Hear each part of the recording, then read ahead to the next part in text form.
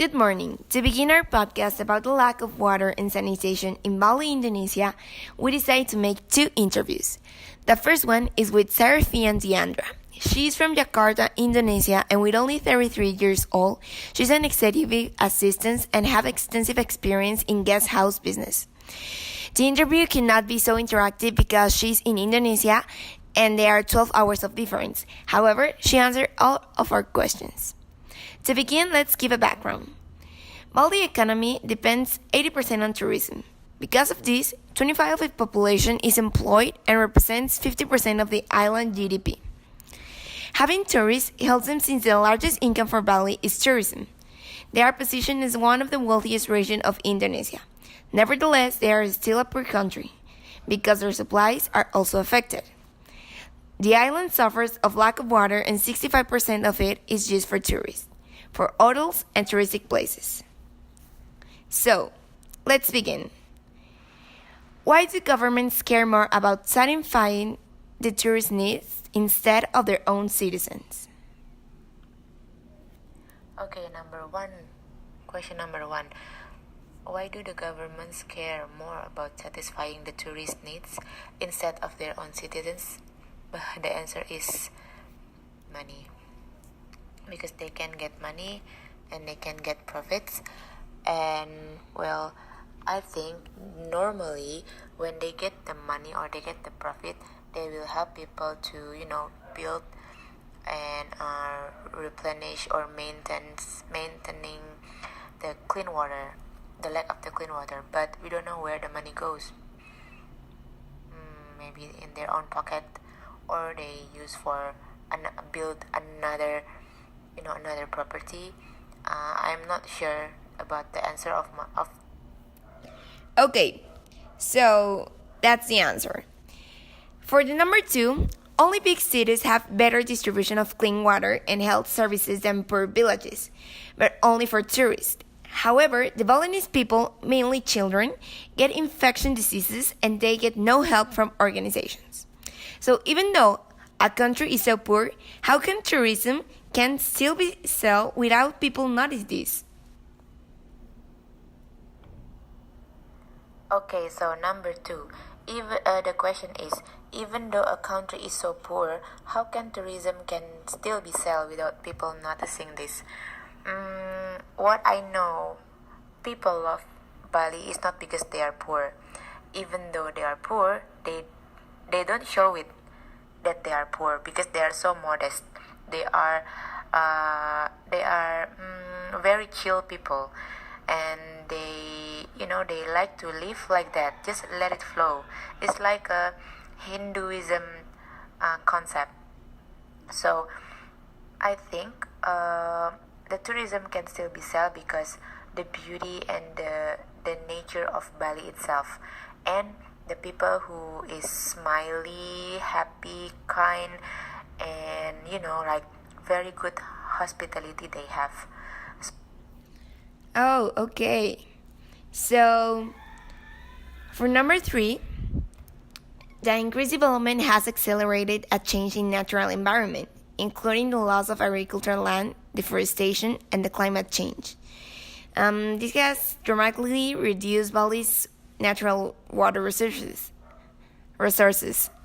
So, do you think the lack of clean water and sanitation in Bali is caused somehow by the climate change? Okay, number three, the question is, do you think that the lack of clean water and sanitation in Bali is caused by the climate change?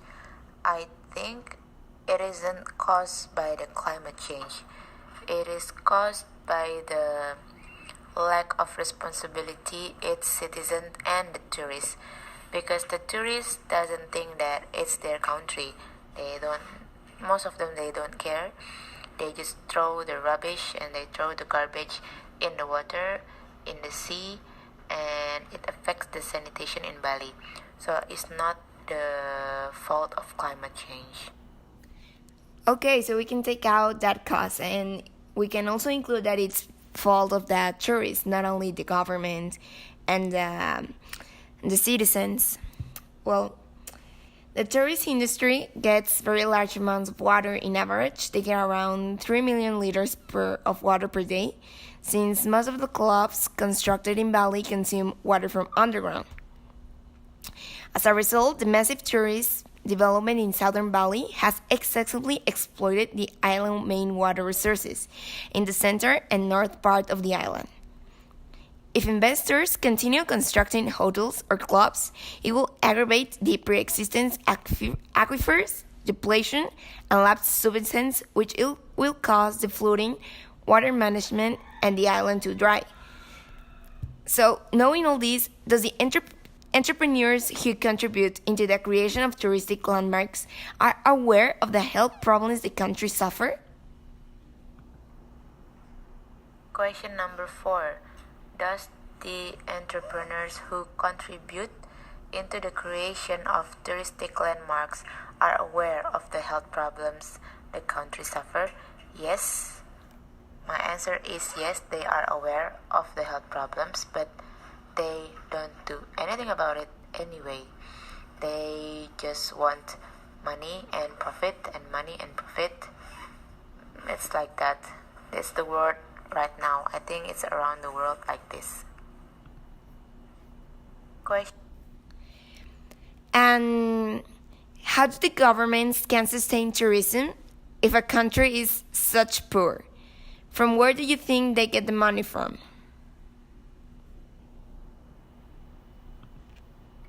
Okay, question number 5.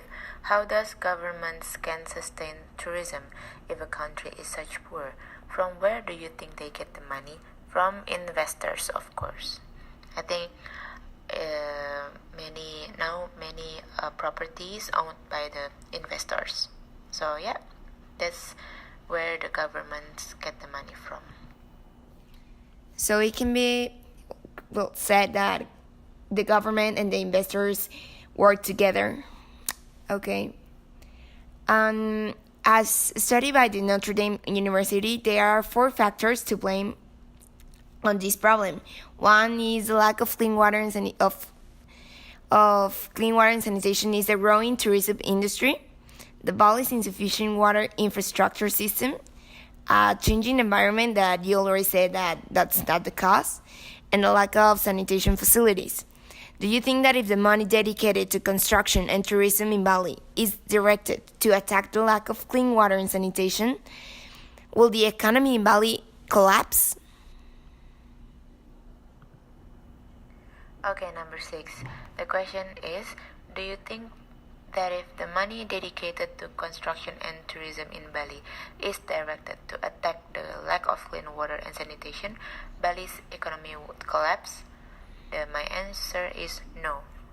As long as the government or the investor or entrepreneurs realize that balance is the key, I think the economy will not collapse. For me, citizens is priority. Okay. Number 7 is, how do you see Bali in 10 years if this problem is not eradicated? Unfortunately, she cannot answer this. We had some difficulties, but after hearing all her answers, we can conclude that the government and the investors work together and they just care about the money. They don't care about the citizens, even though they can have a balance and make everything good for the tourists and for the Balinese. They don't make it.